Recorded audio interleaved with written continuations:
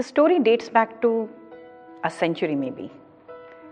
3 soldiers, very tired, hungry and worn out, came from a battlefield and reached a village. The villagers were equally tired of battles. The soldiers went to homes and asked something to eat. Everyone denied. Where do you get to eat here? We don't have anything to offer you. Sorry. The tired soldiers looked at each other and said, "Oh, it's all right, no problem. We understand. But would you like to learn a technique?" "Sure. What it is?" "A technique of making soup out of stones." Villagers were surprised. Soup out of stones? Okay, sure. So the entire village gathered. The soldiers sat in between, lit the fire, put a kettle on and put 3 beautiful shining stones and a lot of water.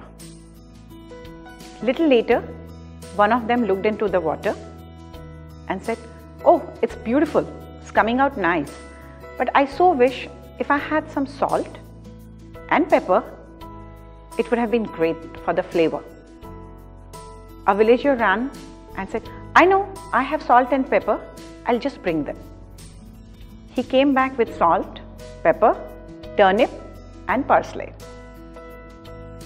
Little later, another soldier opened the kettle and said, "Smells nice. I so wish if we had some potato, the brew would be very good." Another villager jumped.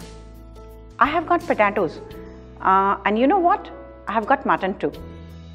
So a little later, potato, mutton, salt, pepper, some vegetables, carrots and cheese, everything made their way to 3 stones soup. And somebody bought a few bottles of wine as well. Party began to roll. The entire night, villagers danced, had that soup and talked.